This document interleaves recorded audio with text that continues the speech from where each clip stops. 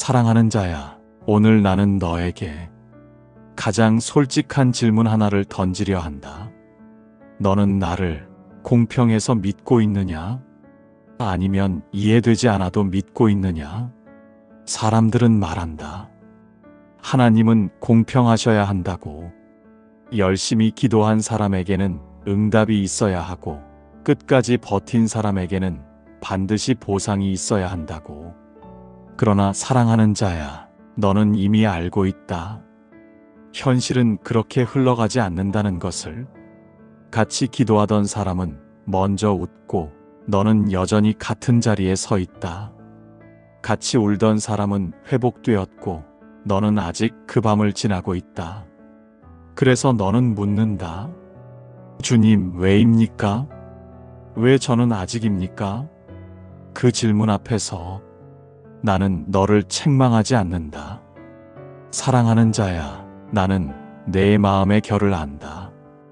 그러나 나는 너에게 한 가지를 분명히 말해두고 싶다.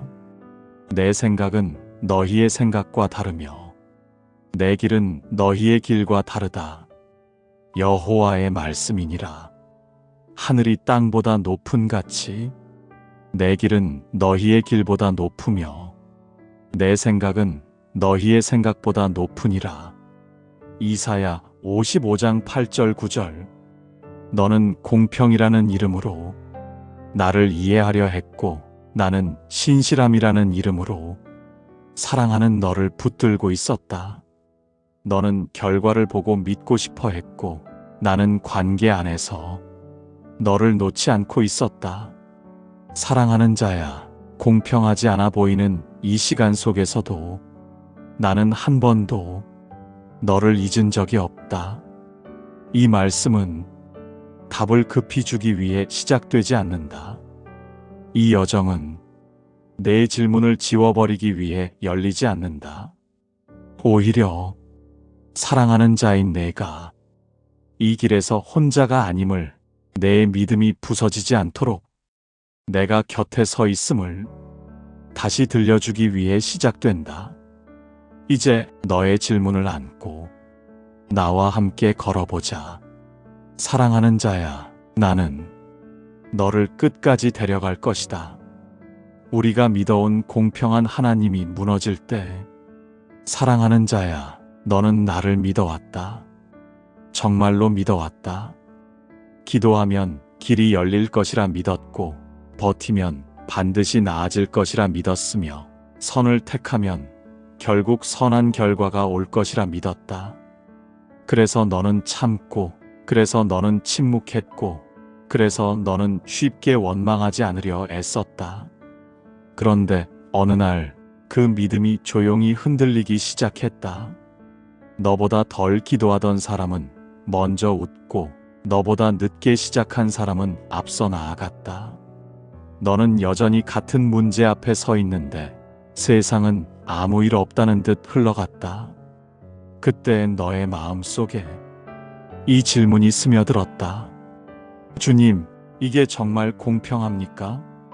이 질문이 입 밖으로 나오기까지 너는 오래 참았을 것이다. 믿음이 약해 보일까 두려워 아무에게도 말하지 못했을 것이다.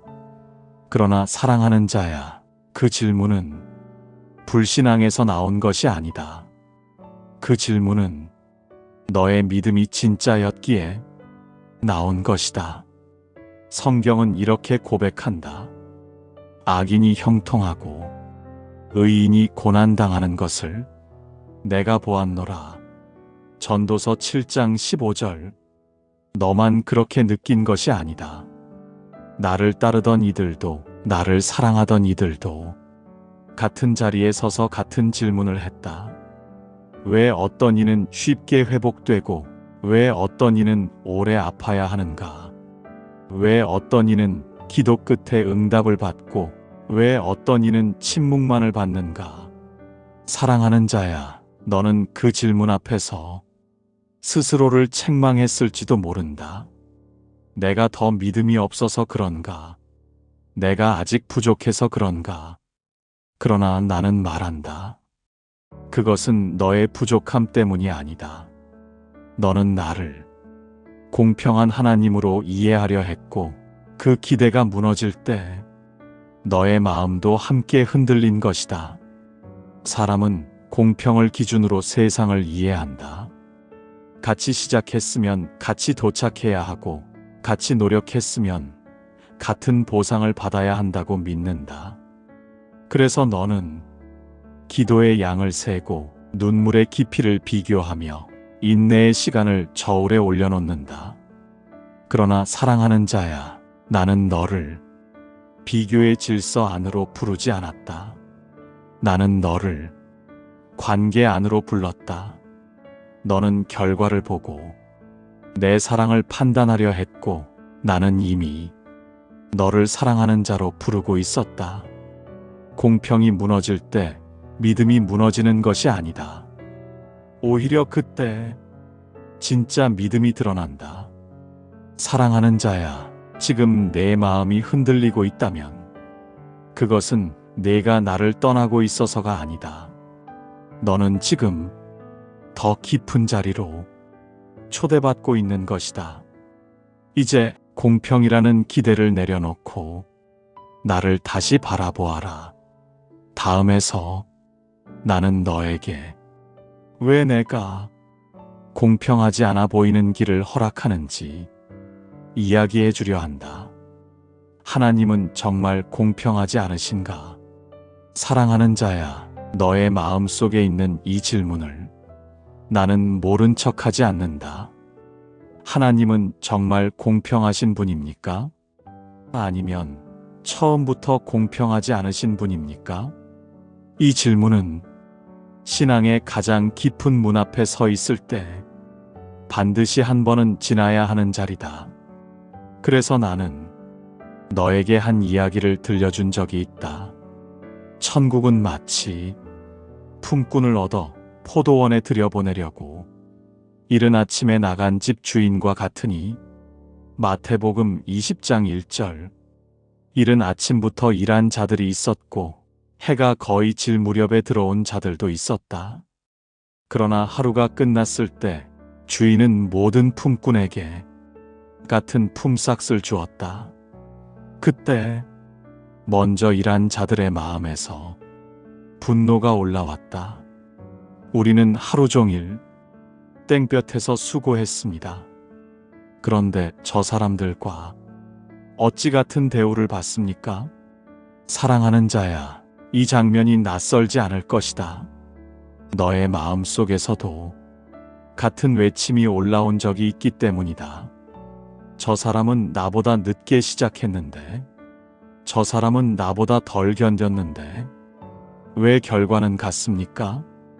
그때 내가 그 품꾼들에게 이렇게 말한다.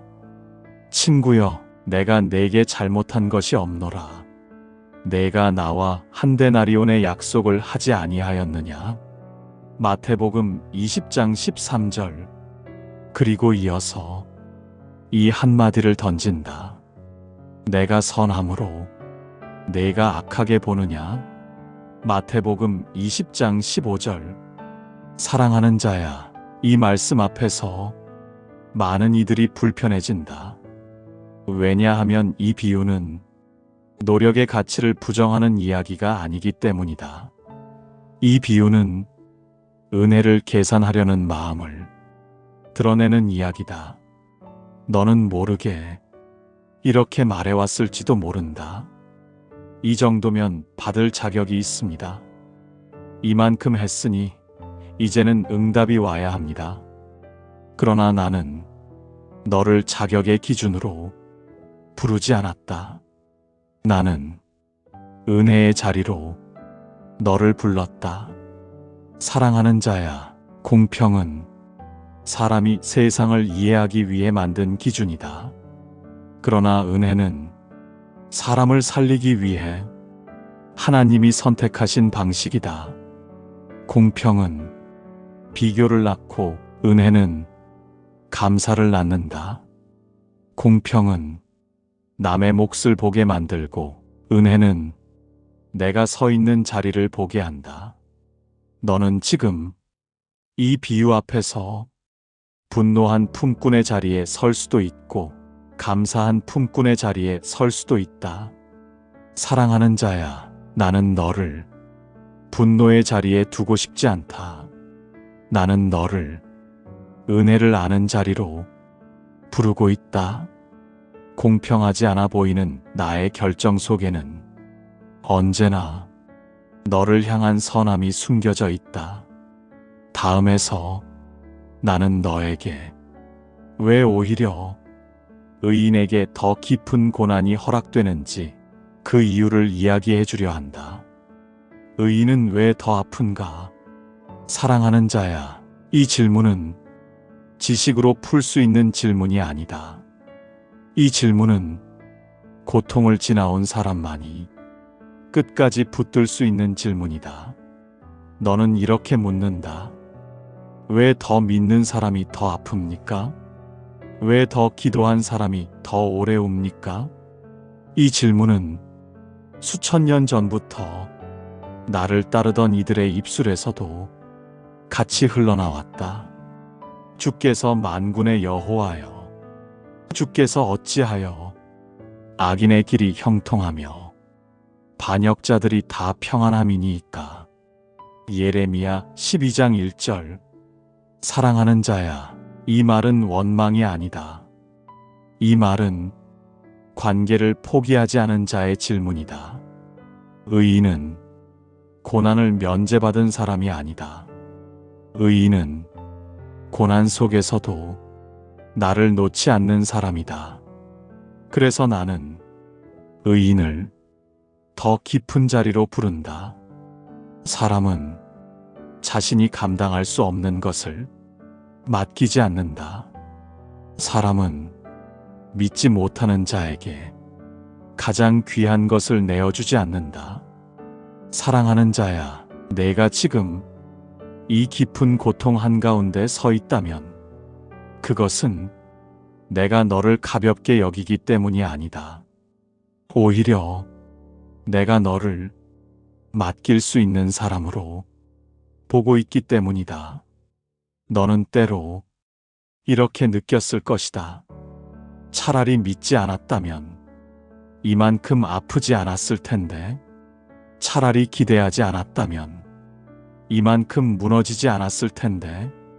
그러나 사랑하는 자야, 너의 아픔은 헛된 아픔이 아니다. 너는 지금 버려진 자의 자리에 서 있는 것이 아니라 나와 가장 가까운 자리에 서 있다. 의인은 나를 의심하지 않아서 아픈 것이 아니다. 의인은 나를 믿기에 더 아픈 것이다. 믿음이 깊을수록 기대도 깊어지고, 기대가 깊을수록 실망도 깊어진다. 그러나 나는 그 깊이를 헛되이 두지 않는다. 너는 지금 무너지는 중이 아니라 옮겨지는 중이다. 얕은 신앙에서 깊은 신앙으로, 설명으로 붙들던 믿음에서 신뢰로 붙들던 믿음으로. 사랑하는 자야, 나는 너에게 고난을 주며 말하지 않는다. 참아라, 견뎌라. 나는 고난 속에서 이렇게 말한다. 내가 여기 있다. 고난의 목적은 너를 부수는 데 있지 않다. 고난의 목적은 너를 나에게 더 가까이 데려오는 데 있다. 너는 지금 버려진 것이 아니라 불려온 것이다. 사랑하는 자야, 이제 너는 이 질문 앞에서 한 걸음 더 나아갈 준비가 되었다. 다음에서 나는 너에게 이 모든 질문이 모이는 자리, 가장 불공평했던 사건을 이야기하려 한다. 십자가, 그곳에서 너의 질문은 새로운 의미를 갖게 될 것이다. 십자가, 가장 불공평한 사건. 사랑하는 자야, 이제 너의 질문은 한 지점으로 모인다. 하나님이 정말 선하시다면 왜 이런 일들이 허락되었습니까? 이 질문 앞에서 나는 너를 다른 곳으로 데려가지 않는다. 나는 십자가 앞으로 너를 데려간다. 그날 나는 죄가 없었다. 변명할 말도 숨길 죄도 없었다. 그러나 나는 정죄받았고 조롱당했고 버려졌다. 그는 죄를 알지도 못하신 이로되 우리를 대신하여 죄로 삼으신 것은 우리가 그 안에서 하나님의 의가 되게 하려 하심이라. 고린도후서 5장 21절. 사랑하는 자야, 이 사건만큼 공평하지 않은 일은 없다. 죄 없는 자가 형벌을 받았고 죄 있는 자가 자유를 얻었다. 하늘과 땅 사이 모든 기준으로 보아도 이것은 정의가 아니다. 그럼에도 하나님은 이 길을 선택하셨다. 왜냐하면 공평을 지키는 것보다 너를 살리는 것이 더 중요했기 때문이다. 사람들은 말한다. 하나님은 공의로우시다. 맞다. 그러나 하나님은 공의로우시기 이전에 사랑이시다. 십자가는 하나님이 공평하지 않다는 증거가 아니다. 십자가는 하나님이 얼마나 너 편에 서 계신지 증거다. 사랑하는 자야, 너는 이렇게 생각했을지도 모른다. 왜 나는 이렇게 손해만 봅니까? 왜 나는 항상 더 견뎌야 합니까? 그러나 십자가 앞에서 나는 너에게 묻는다. 내가 너를 위해 공평을 포기한 것을 보지 못하였느냐?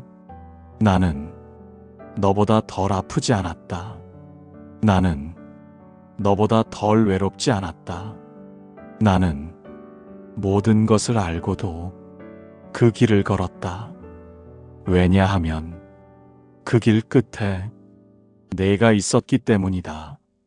사랑하는 자야, 십자가는 고통의 설명서가 아니다. 십자가는 고통 속에서도 하나님이 어디에 서 계신지 보여주는 자리다. 나는 멀찍이 서서 너를 지켜보지 않았다. 나는 고통의 한가운데로 직접 들어갔다. 그래서 너의 고난은 더 이상 버림의 증거가 아니다. 너의 고난은 내가 이미 지나간 길의 일부다. 사랑하는 자야, 내가 지금 이해되지 않는 길을 걷고 있다면 그 길은 낯선 길이 아니다. 그 길은 내가 먼저 걸었던 길이다. 이제 너는 알게 된다. 하나님이 공평하지 않으신 순간이 곧 너를 가장 사랑하신 순간이었다는 것을. 다음에서 나는 너에게 이 십자가 이후에도 계속되는 질문 하나를 이야기하려 한다. 그런데 왜 지금은 아무 말씀도 없으십니까? 침묵. 그 침묵 속에서 나는 여전히 너와 함께 있다. 하나님이 침묵하실 때, 사랑하는 자야, 십자가 이후에도 너의 질문은 끝나지 않는다. 오히려 더 날카로워진다. 주님, 그때는 이해했습니다. 십자가는 알겠습니다. 그런데 왜 지금은 아무 말씀도 없으십니까? 너는 기도했다. 한 번이 아니었다. 눈물로, 때로는 말조차 잃은 채 그 이름만 불렀다. 그러나 돌아온 것은 응답이 아니라 침묵이었다. 사랑하는 자야, 이 침묵은 너를 가장 불안하게 만든다. 왜냐하면 고난보다 견디기 어려운 것은 의미 없는 시간처럼 느껴지는 이 공백이기 때문이다. 나 또한 그 침묵을 지나갔다. 내 하나님이여, 내 하나님이여, 어찌하여 나를 버리셨나이까. 시편 22편 1절. 이 외침은 절망의 고백이 아니다. 이 외침은 관계를 포기하지 않은 자의 마지막 언어다. 사랑하는 자야, 침묵은 부재가 아니다. 침묵은 다른 방식의 동행이다. 나는 너의 고통을 멀리서 관찰하지 않는다. 나는 너의 침묵 안으로 함께 들어간다. 너는 말씀이 없으니 하나님이 떠난 것 같다고 느끼지만 사실 내가 가장 가까이 있는 순간은 바로 이때다. 사람은 말로 위로할 수 없는 순간 앞에서 말을 멈춘다. 사랑이 얕아서가 아니라 사랑이 깊어서 말을 아끼는 것이다. 사랑하는 자야, 내가 침묵할 때 너는 이렇게 생각했을지도 모른다. 이제는 끝인가 보다. 하나님도 나를 포기하셨나 보다. 그러나 나는 말한다. 침묵은 포기가 아니다. 침묵은 너를 믿는다는 표현이다. 나는 너에게 모든 것을 설명해주며 끌고 가고 싶지 않았다. 나는 너를 설명 없이도 나를 신뢰할 수 있는 자리로 데려가고 있었다.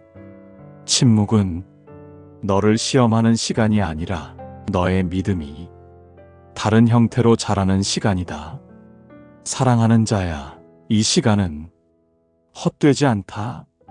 지금은 아무 일도 일어나지 않는 것 같아도 너는 조용히 변화되고 있다. 말씀으로 붙들던 믿음에서, 약속으로만 기대하던 믿음에서 나 자체를 붙드는 믿음으로 나는 너에게 등을 돌린 적이 없다.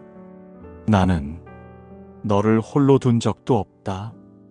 다만 너의 귀가 아니라 너의 존재 전체가 나를 느끼게 하려 했을 뿐이다. 사랑하는 자야, 침묵의 끝에는 반드시 한 가지가 남는다. 결과가 아닐 수도 있고 즉각적인 회복이 아닐 수도 있다. 그러나 신실함은 반드시 남는다. 다음에서 나는 너에게 이 침묵을 지나 무엇을 믿게 되는지, 공평이 아니라 무엇을 붙들게 되는지 이야기하려 한다. 공평이 아니라 신실함을 믿는다는 것. 사랑하는 자야, 이제 너는 하나의 선택 앞에 서 있다. 모든 것이 이해된 뒤에 나를 믿을 것인가, 아니면 이해되지 않아도 나를 신뢰할 것인가. 믿음은 설명이 끝날 때 시작되지 않는다. 믿음은 설명이 멈춘 자리에서 비로소 드러난다. 너는 오래도록 공평을 기대하며 나를 바라보았다. 같이 기도했으니, 같이 열리고, 같이 견뎠으니, 같이 회복되기를 바랐다. 그러나 사랑하는 자야, 나는 너에게 결과의 공평을 약속한 적이 없다. 나는 나 자신을 약속했다. 우리가 알거니와 하나님을 사랑하는 자, 곧 그의 뜻대로 부르심을 입은 자들에게는 모든 것이 합력하여 선을 이루느니라. 로마서 8장 28절. 이 말씀은 모든 일이 좋게 끝난다는 말이 아니다. 이 말씀은 모든 일이 내 손 안에 있다는 선언이다. 사랑하는 자야, 너는 결과를 보고 내 신실함을 판단하려 했고, 나는 과정을 통해 너를 끝까지 붙들고 있었다. 신실함이란 항상 내가 원하는 방식으로 응답하는 것이 아니다. 신실함이란 내가 무너질 때에도 떠나지 않는 것이다. 사람은 공평을 원한다. 그래서 끊임없이 비교한다. 나의 시간과 타인의 시간을, 나의 눈물과 타인의 웃음을. 그러나 신실함은 비교를 멈추게 한다.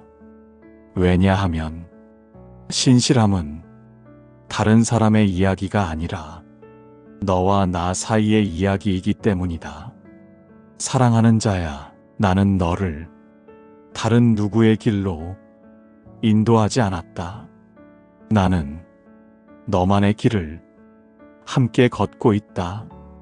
그래서 너의 속도가 다르고, 너의 계절이 다르고, 너의 열매의 모양도 다르다. 공평은 모든 사람을 같은 줄 위에 세우지만, 신실함은 각 사람을 자기 자리에서 살게 한다. 너는 지금 아직 손에 잡히는 것이 없을지도 모른다. 아직 눈에 보이는 변화가 없을지도 모른다. 그러나 사랑하는 자야, 나는 이미 너를 놓지 않고 있다. 신실함은 즉각적인 응답으로 증명되지 않는다. 신실함은 시간을 통과하며 증명된다. 너는 나를 이해하지 못한 채로도 붙들 수 있다. 그것이 성숙한 믿음이다. 이제 너는 공평을 내려놓고 신실함을 붙드는 법을 배우고 있다. 그리고 이 길의 끝에서 너는 알게 될 것이다. 내가 너를 버리지 않았다는 것을, 단 한순간도 놓지 않았다는 것을. 다음에서 나는 이 여정의 마지막에서 너에게 한마디를 남기려 한다. 그럼에도 불구하고, 그럼에도 여전히 나를 믿는 이유, 그럼에도 내가 믿는 이유. 사랑하는 자야, 이제 너는 처음과 같은 자리에 서 있지 않다. 처음 너는 답을 얻기 위해 이 길에 들어섰다. 왜 이런 일이 일어나는지, 왜 나는 아직인지 설명을 듣고 싶어 했다.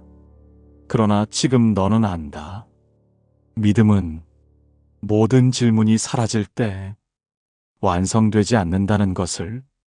믿음은 질문을 안고도 떠나지 않을 때 비로소 자란다.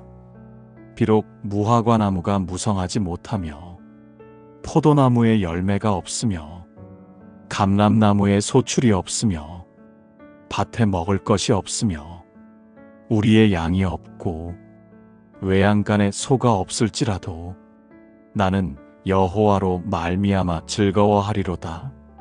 하박국 3장 17절 18절. 사랑하는 자야, 이 고백은 모든 것이 해결된 사람의 말이 아니다. 이 고백은 아무것도 변하지 않았음에도 나를 떠나지 않은 사람의 말이다. 너는 이제 안다. 하나님을 믿는 이유는 형통해서가 아니라 하나님이기 때문이다. 나는 공평하지 않을 수 있다. 그러나 나는 결코 신실함을 버리지 않는다. 나는 너의 인생을 실험하지 않는다. 나는 너의 눈물을 낭비하지 않는다. 내가 이해하지 못한 시간들, 아무 일도 일어나지 않는 것 같았던 순간들, 그 모든 시간 위에 나는 여전히 서 있었다. 사랑하는 자야, 너는 혼자가 아니었다. 단지 깨닫지 못했을 뿐이다. 이제 너는 다시 선택할 수 있다. 이전처럼 결과를 붙들 것인가, 아니면 나를 붙들 것인가. 나는 강요하지 않는다. 그러나 나는 약속한다. 너를 떠나지 않겠다고. 너의 끝까지 함께 가겠다고. 너의 인생이 설명되지 않아도 나는 너의 하나님으로 남아있겠다. 사랑하는 자야, 오늘 이 말씀은 너를 더 강하게 만들기 위해 주어지지 않았다. 이 말씀은 너를 더 의지하게 만들기 위해 주어졌다. 이제 내가 다시 길을 걸어갈 때 공평을 묻지 않아도 된다. 그 대신 이 한 가지만 기억해라. 나는 너를 사랑하는 자로 끝까지 부른다. 그리고 너를 끝까지 데려갈 것이다. 이 말씀이 오늘 당신의 하루에 작은 위로가 되었다면 구독과 좋아요로 이 여정에 함께 해주세요. 말씀이 오다는 내일도 예수님의 말씀으로 당신을 찾아뵙겠습니다. 예수님의 말씀으로 당신을 기다리고 있겠습니다. 감사합니다.